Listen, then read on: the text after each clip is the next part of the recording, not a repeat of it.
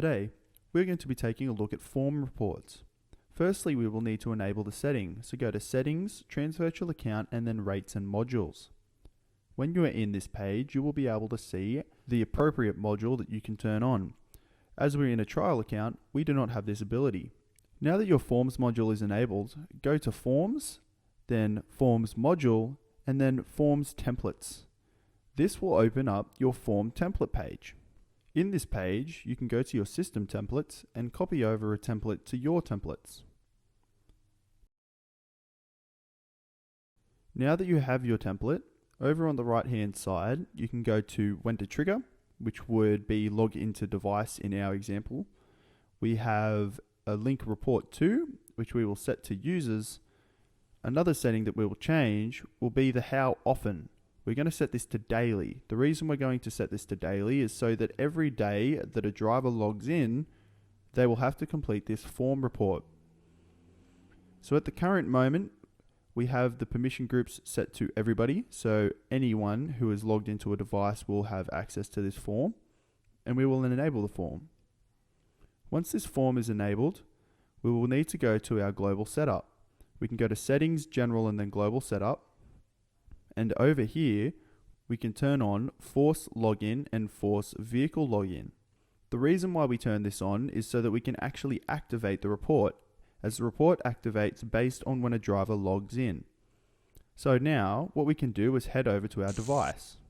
Now that we're on our device, we will load up our TransVirtual application and log in after we have selected a vehicle, of course.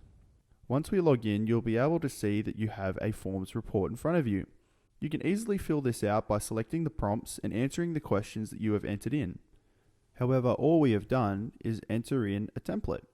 So what we can do is go back to our web portal and actually have a look at what we can do to this template and how it will actually change the questions that we answer.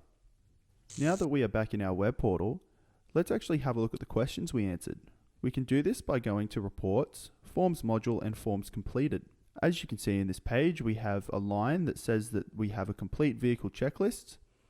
If we click into it, you'll be able to see all of the answers. You can also select the Print/Share button, which will display a PDF in your browser.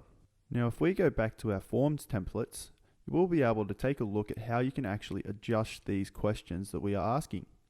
All you need to do is select the Edit Questions button. Now, what you can see is all the questions that are already in this template.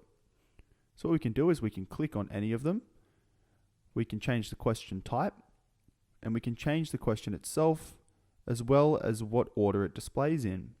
We can skip the question, and we can enable whether or not the question requires an answer. Another option is to go to our advanced settings, which is where you can jump to another question if a certain answer occurs. You can also generate alerts based on certain answers given. You can also add questions based on question types. And that is a basic rundown on form reports. Thank you for watching.